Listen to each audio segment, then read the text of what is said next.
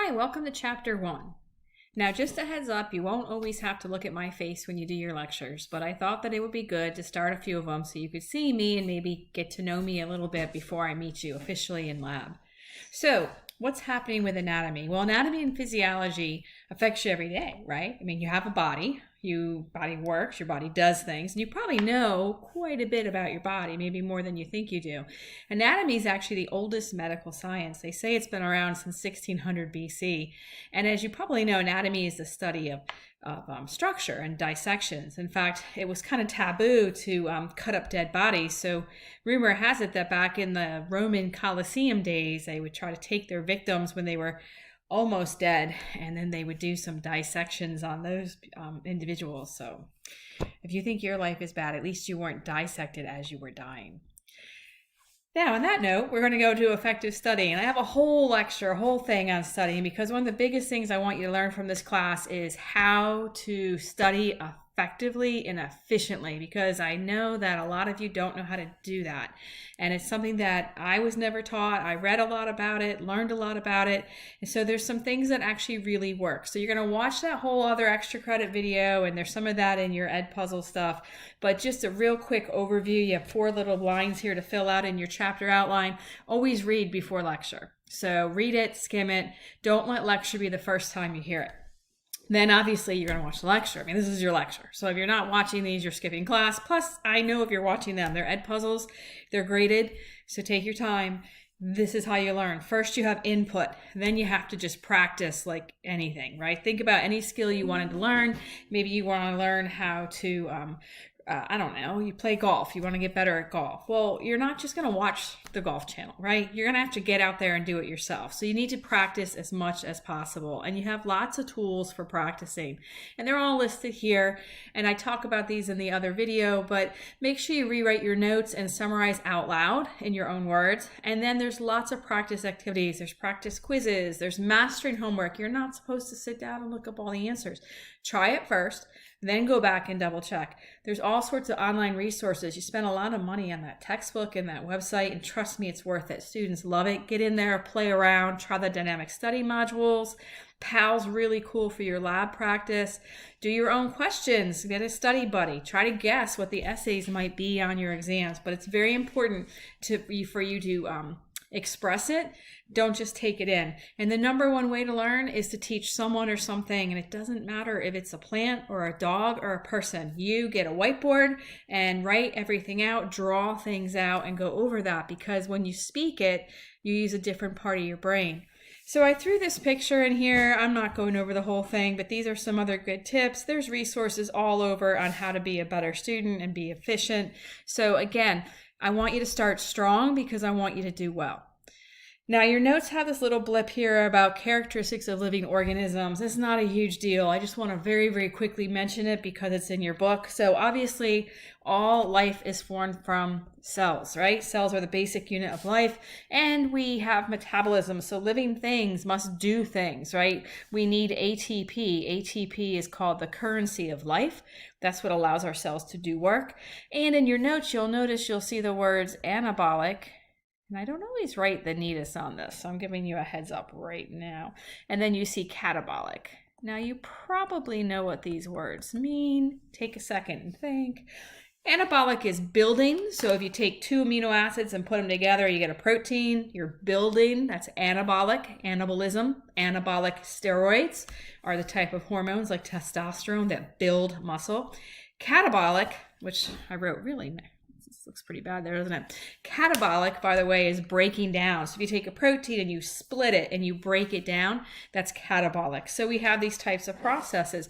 Living things grow and develop. So we know that cells make more of themselves through mitosis, but we also know that cells can get bigger, which is hypertrophy. So if you exercise and you're lifting weights and your muscle proteins start to increase, your muscle cells get bigger, that's hypertrophy. Whereas hyperplasia, notice, is an increase in cell number. So when we do mitosis, we're supposed to just replace what's dead. We're not necessarily supposed to increase number. Sometimes we do. You do have some hyperplasia in your muscle cells when you exercise. Some organs, the tissues and the cells will increase in cell number. But typically we don't do that too much. Excretion is getting rid of waste products. So we have CO2 is a waste product, and our lungs get rid of that. And then we also have urea and creatinine. These are muscle breakdown waste products and waste products from protein. And so our kidneys get rid of those. We know that living things are responsive. They respond to stimuli. So irritability is the word. Doesn't just mean being irritable. It means that you respond to stimuli. And you might hear some background noise because I have a 4-month-old puppy who has now just decided it's time to play with her squeaky toy and throw stuff around the room because I'm not paying attention to her. So she is responding to me ignoring by making a bunch of noise. Living things move, especially when we think about muscle. Muscle tissue is designed to move, and then they reproduce, as I mentioned, and make more of ourselves through mitosis. So the first thing we had to go over are levels of organization. Just a real quick overview. We start very, very small. So in our class, we start with the chemical or molecular level. So these are when we look at our atoms, right? Atoms have the protons, neutrons, electrons. We have hydrogen, carbon, nitrogen. When we put those together, we get molecules. Like that's a phospholipid. You might remember that from Bio 119. We get proteins. We get carbohydrates. When we combine chemicals, we get a cell. Now remember, cells are alive. They do all the things I just showed you on the previous screen. Chemicals, proteins, they're not living. Cells are living. When we get a bunch of cells together that do the same function, we get a tissue. Now there's 4 tissue types in the human body. So a tissue is just a collection of cells with a similar function. And if you think for a minute, see if you can come up with the tissue types of the human body. I'll get to that in just a minute, but think for a moment. When we get tissues, 2 or more tissues, we get an organ. So an organ is just 2 or more tissues combined. So in this picture, you see the esophagus is an organ. Your stomach, right? You can think of digestive organs. Your skin is an organ. A muscle is an organ. A bone, the humerus, and your arm. Technically, this is called your brachium. You'll learn that very soon. And then when we get multiple organs together, they work as an organ system. So these are multiple organs with a common function. And then we add all those together, we get the organism, which is you and me. So tissue types, did you guess that? Epithelial, connective, muscular, and nervous. Now we have a whole chapter where we go over tissue types. So basically, general function, epithelial, think protection. It covers and lines. Connective tissue does help protect, but it also provides support and binds.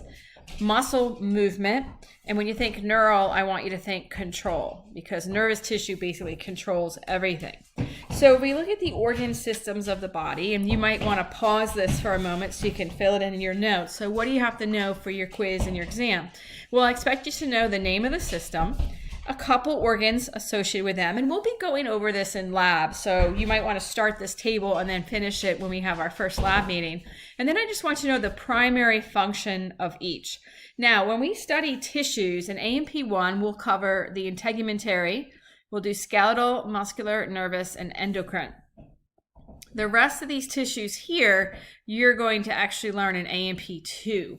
So the good news is you use the same textbook, because the textbook is so big because it's all of those tissues. But if we just take a quick peek, and again, we're not writing everything down here, but when you think integumentary, you're thinking skin, hair, maybe sweat glands, or definitely nails. And so for right now, the main action is just protection. You have a whole chapter on the skin. Right now, protection is fine. When we look at skeletal, skeletal is actually our bone, our cartilage, and our ligaments. And so when you think of skeletal, I want you to think support and protection. It also stores calcium, but we have a whole chapter on the skeletal system. When we look at muscular, muscular is made up of skeletal muscle and tendons. So tendons connect muscles to bone. That's why they're part of the muscular system. And for right now, movement is fine because we have a whole unit on muscle. In fact, that would be, I think that is, now I'm having a moment. I believe that's unit exam 2. And then we have the nervous system. That's a huge unit. That's our, when we get into our exams, our 3rd exam and on our final. So the organs of the nervous system, I would expect you to know, obviously your brain, your spinal cord and nerves. And right now it's fine just for control, right? You can't live without a brain. I've met some people, I've wondered, but you can't live without a brain. It controls. And when you get to endocrine is always hormones. And so this is also control. In fact, the endocrine system is second to the nervous system for control of your body. And if you look over some of the main organs, again, we're not going to have to learn every single one of these, but I would expect you to know your pituitary and thyroid glands, pituitary glands in your brain, thyroids in your neck. You should know that the pancreas is a endocrine organ. It's also in another system. Do you know which one it's in? It's also in the digestive system, but we'll get there shortly. I know you've heard of your adrenal glands. The gonads are the ovaries and the testes. Now, when we look at cardiovascular system, let me get another color here. Cardiovascular, you should recognize heart, blood and blood vessels. And for this one, you can just think transport, and I'm running out of room. I apologize. My pen's a little funny here. So just for right now, transports materials in the body, transports blood. When we look at the lymphatic, sometimes it's called the immune system. So I'm going to turn my notes because I have them right here. The lymphatic or immune system, you can think about defense or protection is fine. I would expect you to know that your spleen is part of your lymphatic system. You may have heard of your thymus gland. It's right above your heart and it trains your T cells. And then I think you would recognize lymph nodes, right? Lymphatic system and tonsils. Now, respiratory, I know you know that one. That's gas exchange. So we don't have to write everything here, but we're looking at gas exchange. And the gases that we're looking at are O2 and CO2. So our respiratory system moves air in and out, and then we exchange the gases inside our lungs. So we have mainly here, you would know that your larynx, which is right near your thyroid gland, your trachea, you might call your windpipe, the trachea, you've probably heard of bronchi, the tubes in the lungs and the alveoli. So these are all organs of the respiratory system.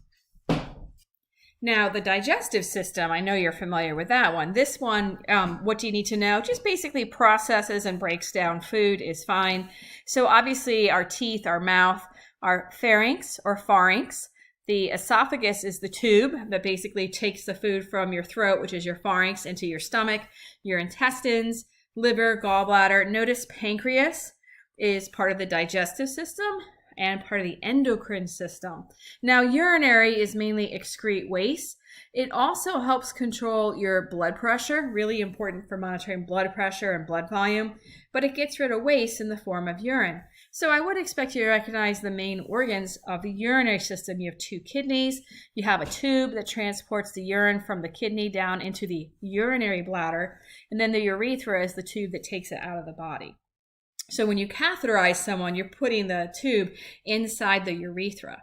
Now, when we get to reproductive, obviously there's male and female, and the function is reproduction. But notice that the testes and the ovaries, these are the gonads. So they're actually part of the reproductive system and the endocrine system. And then I would just expect you to know the main players here, right? Like the uterine tubes, also known as fallopian tubes, uterus and vagina, penis and scrotum. And so you should just know the primary organs and maybe like one main function of each system. Now, remember, the organism is us. It's you. It's the person. Now we have to go through a bunch of kind of boring definitions, but you have to understand what these words mean. So anytime you see OGY, it means study of. So this is a biology course. Bio means life. So biology is the study of life. I mentioned anatomy earlier. That was one of the oldest sciences. We dissect.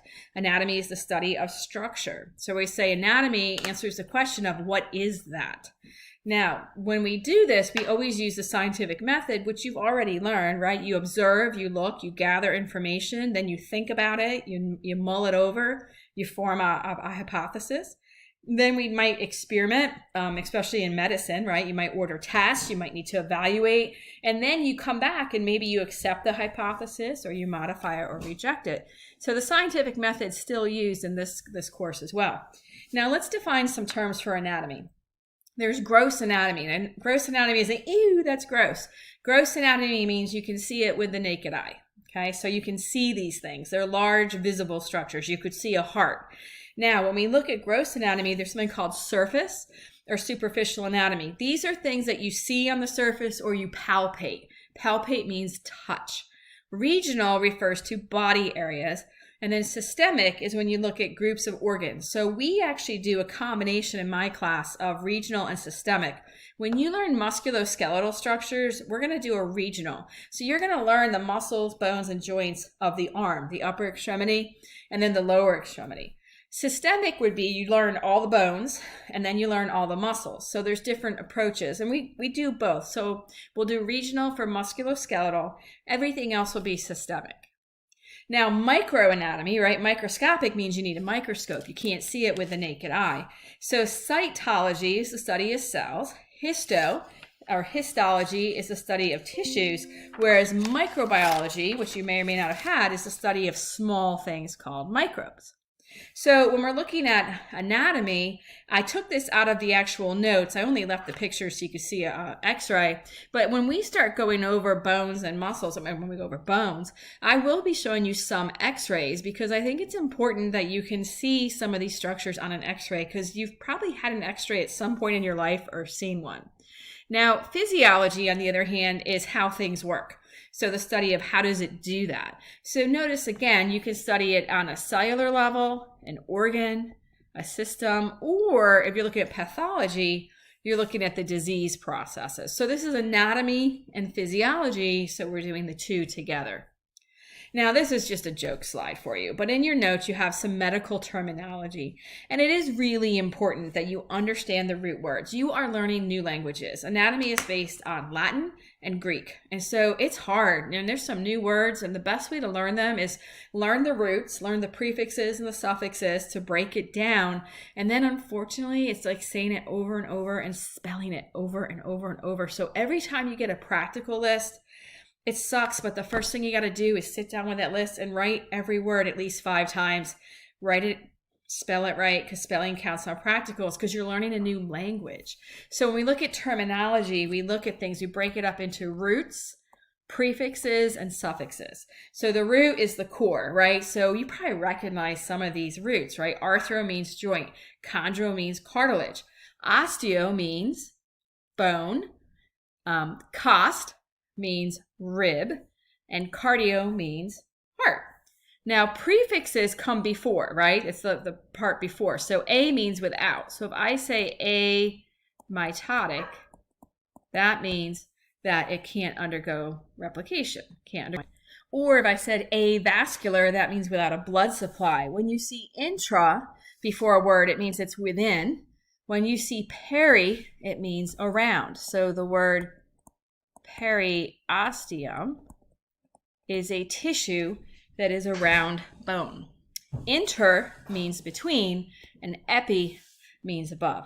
The suffix is at the end of the word. So if you see osteo, turn it right neatly here, blast, that's an immature bone cell. That's a cell that makes bone. When you see arthritis, that's an inflammation of a joint. Algia always means pain. So myalgia means muscle pain. And site is mature cell. So an osteocyte would be a mature cell. So you just start learning some of these and maybe keep track of them. And then when you get these big new words, I think it'll help to break it down. So we need to start learning the language of anatomy. And the first thing you have to know is anatomical position. So if I stand up, I'm in anatomical position. I'm facing forward. My hands are forward, palms are forward, they're at the side.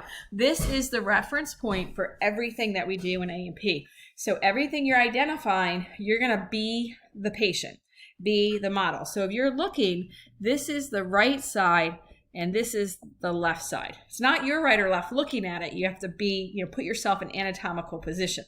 Now, supine and prone are lying down, and you can see supine is face up and prone is face down. Then you have a bunch of directional terms. You're going to want to know what these are. So anterior is the same as ventral. It means towards the front. So my palms are anterior. My face, I'm facing anterior in anatomical position. Posterior means back. That's the same thing as dorsal. And you have some examples here. Now, when you do here, you have superior, inferior. In your notes, I'm going to follow your notes. You have medial and lateral. So medial is toward the midline. So imagine a line right down the center of your body. My nose is medial. My ears are lateral. And so if it's towards closer to the midline, we say it's medial. If it's further away from the midline, we say it's lateral. So if you put yourself in anatomical position, I'm just going to raise my hand so you can see it. Notice that again, my thumb, right, is actually lateral to my little finger. So put yourself in anatomical position. The thumb is lateral. Now, proximal and distal, we use in the extremities, so your upper extremity and your lower extremity. And when we're using these, we're talking about where a point is in relation to where it attaches to the body. So proximal means closer to the attachment, and distal, think distance, means further away.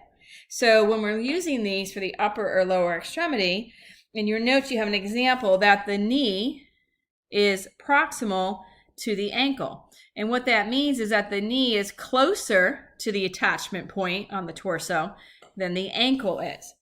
Now the wrist, on the other hand, is distal to the elbow, right? The wrist is further away from the attachment point than the elbow is. So we usually use these in extremities and talk about if they're closer or further away from it. And a lot of times we'll talk about a muscle having a proximal and distal end, or a bone having a proximal or distal end. Now, superficial and deep are pretty much straight up.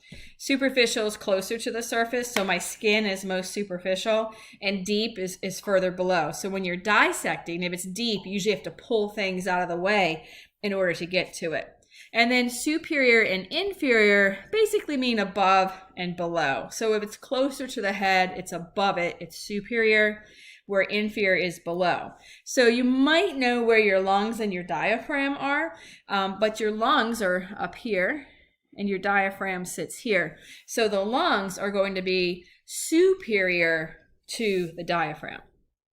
Now, these are the regional terms that you have to know. And my computer's being a little wonky, so I can't move my face off the list right now. But you have this in your notes, and we'll be going over this in lab. And they're pretty straightforward. I listed them in your handout. Acromial. Acromial you might not know. That's like at the very top of your shoulder when you touch on the top. Cephalic is head. Orbital means eye. Frontal, right? If you think about frontal, you're looking at your forehead area, and it's basically all written here. So I'm not going to read the whole list because that seems like a silly waste of time right now. But what I will do is I will just read the words out loud so you hear how they're pronounced. Also know that there's more than one way to pronounce things in anatomy. And then I want you to find these on your body. So acromial, cephalic, orbital, frontal, nasal, oral, mouth. Now this is buccal. Buccal is cheeks.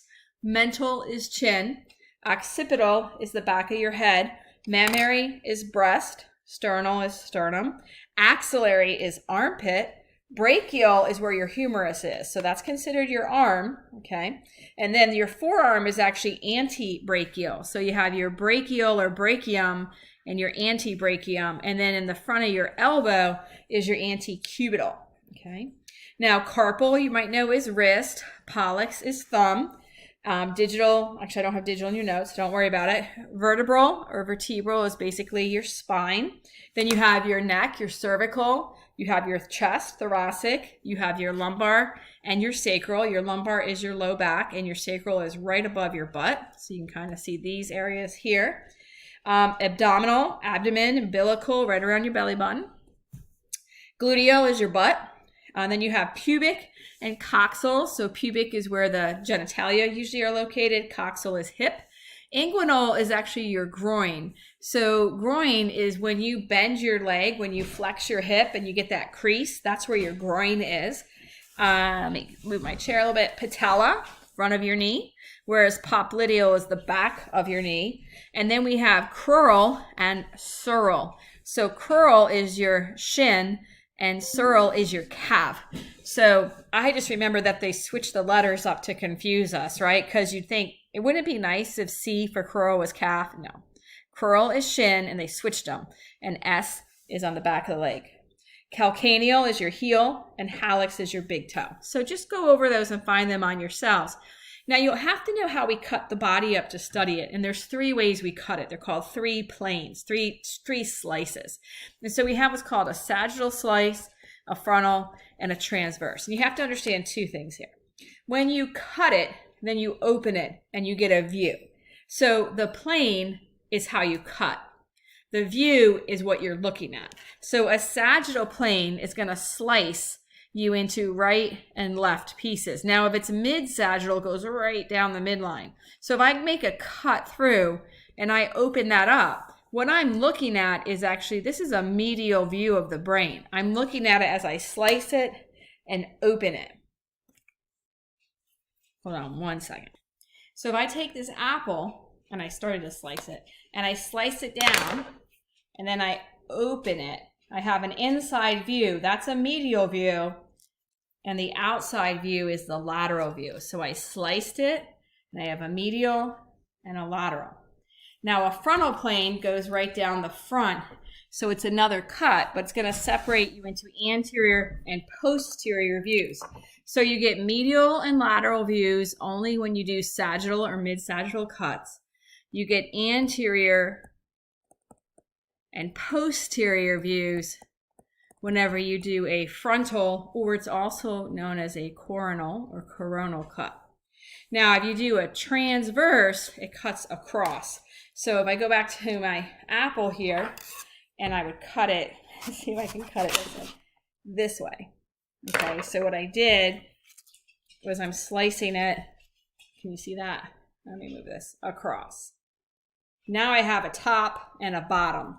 So that's how I'm going to get, my hands are a little wet here, a superior and an inferior view. So when we do a transverse, sometimes they're called a cross section.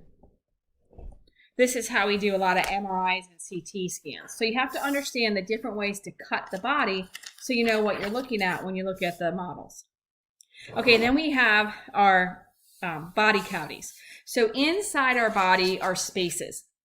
So body cavities are hollow spaces, and they contain organs, membranes, and fluid.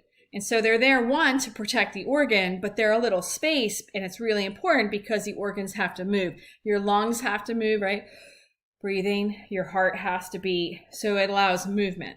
So the way we look at body cavities is there's 2 flavors, so to speak. So the 2 main body cavities are the dorsal. Remember, dorsal means posterior or back.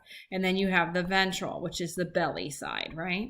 Now, the dorsal is pretty straightforward. The dorsal is subdivided into just a cranial cavity, which contains the brain, and a vertebral cavity, which contains the spinal cord. So you should know the body cavity and what's found inside.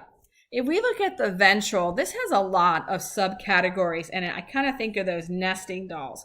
So if we look at the ventral now, notice the ventral has 2 main cavities here. I've put like a box around each one. So it's subdivided into a thoracic and an abdominal pelvic. Now the thoracic and abdominal pelvic are separated by the diaphragm. So when you find the diaphragm, that's what separates these 2 body cavities. If we look at the thoracic, though, notice that there's some cavities inside. So I'm going to put a little number 1 here, and I'm going to do a number 2 here, and a number 3, because this is 2, okay? So inside the thoracic cavity, 1 and 3 are pretty much just 2 sides of the same thing. You have the pleural cavity. So you have a right pleural cavity and a left. Pleural means lung. So your right lung is in your right pleural cavity, and your left lung is in your left pleural cavity. Now, in the middle, where I wrote number 2, is something called the mediastinum. Now, you can call this mediastinum or mediastinum. I've heard it pronounced both ways. Now, that's going to have, if we were to circle this up where the number 2 is, you might know that your trachea is there. There's a piece of it, not the whole thing. You have some of your esophagus there. And the largest artery in the body, you might know, is the aorta. You have some of the aorta. But it also contains another cavity. So the mediastinum contains another cavity, right? Those nesting dolls. And inside the mediastinum, or mediastinum, however you want to say it, is the pericardial cavity. And that's where your heart lies. Now, the abdominal pelvic cavity is subdivided, as well, but it's a little more obvious. It's divided into an abdominal cavity, which is superior, and a pelvic cavity, which is inferior. Now, the abdominal cavity has most of your abdominal organs, and it has a membrane around it called the peritoneum, or you'll hear it pronounced peritoneum. In fact, the abdominal cavity is sometimes just called the peritoneal cavity, or you can say peritoneal cavity. The pelvic cavity contains the urinary bladder and most reproductive organs. So those are body cavities. Now, the body is organized, into quadrants and regions. So quad means 4. So if you were to just draw an imaginary line down the middle and across at the belly button, you would see the 4 quadrants. And we just abbreviate them: right upper quadrant, right lower, left upper, left lower. Well, if you look at this picture, you might recognize some of the organs in each quadrant. And I wrote them out for you on your handout, but you can see this pretty big liver here. Now there's a little bit over here on the left, but the bulk of it's in the right. You can see your large intestine actually is in both of the lowers. You can see your stomach's mainly in the left. This thing right here is your spleen. But then we also have 9 regions. Now you have to memorize the names of the regions. You don't have to necessarily memorize exactly what organ is in which region. But if we were to draw this like a tic-tac-toe board now, the umbilical is the belly button. That's the center one. So if you remember that epi means above and hypo means below, it makes sense that the epigastric is above and the hypogastric is below. Now, hypochondriac, it actually means below the ribs. I don't know why now we talk about that with people who think they're sick and they're not. But we have below the ribs on the right side and on the left. We have our low back, and then we have basically our ilium or our hip. So it always goes lumbar and iliac. So those are the regions of the body. Now, lastly, I just got to talk about these membranes. So I mentioned body cavities are going to have fluid and organs and membranes. And there's 2 types of membranes we see. They're called visceral and they're called parietal. Now, they're serous membranes. A serous membrane is a membrane that lines a body cavity. And so whenever you see visceral always means that it's the membrane that attaches to and surrounds the organ. In fact, a lot of times they become the outer wall of the organ. And whenever you see parietal is going to line the cavity. It basically forms the membrane that forms the cavity. And so what we have is we always have an organ. So here's a heart, terrible picture of a heart. We're going to have a visceral membrane that attaches to the heart itself. Then we're going to have the body cavity, or the space, and then we're going to have the lining of the body cavity, the membrane that actually lines the cavity, which is the parietal. So parietal, let me get my colors here. I think that's red. Visceral, and then we'll do light blue in here. I'll just do X's. This, where I'm putting the X's, this is the space that contains the heart. This, is the cavity. So it's anatomy. Everything has to have a name. So because we're talking about the heart, we're going to be calling this the visceral pericardium.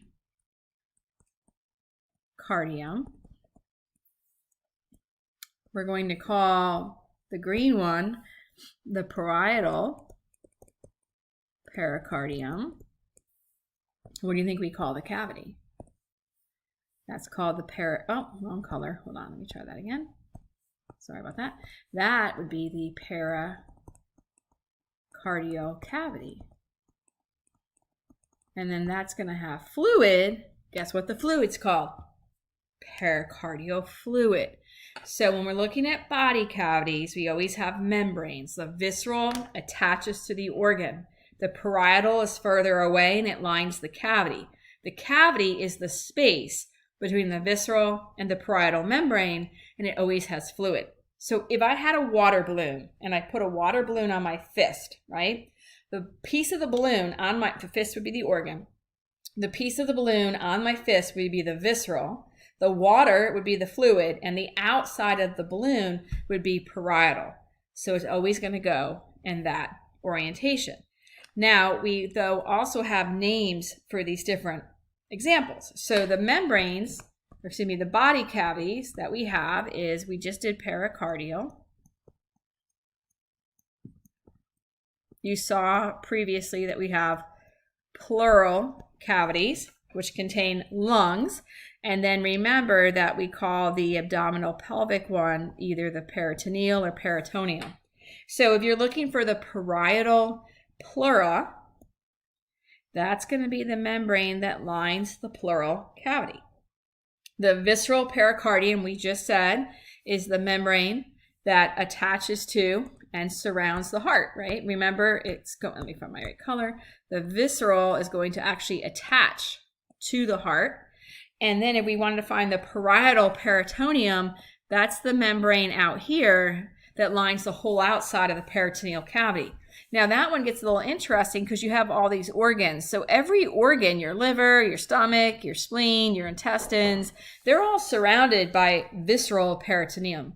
But then you have a lot of space out here between each visceral of each organ and the parietal of the whole cavity. So it's this whole sheet. So when you dissect, you have to cut through the parietal peritoneum to get inside of those organs. And then you have mesenteries, and mesenteries are just fatty tissue. Your organs, you can see, are just kind of hanging out in there. And mesenteries surround and bind everything. This is one of our models with something called the greater omentum. So if you hear this word, omentum is Latin for apron. So it's this big fatty apron that helps hold organs together. And if you hear the term retroperitoneal or retroperitoneal, that means the organs are behind that peritoneal cavity. And the best example are the kidneys. So if you're looking at these models here, you could probably clearly see the kidneys. This is the spleen. You can see the lung, right? This would be the right lung and the left lung. I think you can see the liver. You can see the stomach, right? Gallbladders, that little sac, that little green thing. You can also see the little adrenal glands, right? They're the little glands above the kidneys. And then this whole thing here is the diaphragm. It's just this big muscle sheet. So that finishes chapter 1 as far as the language of anatomy. I hope this was helpful for you.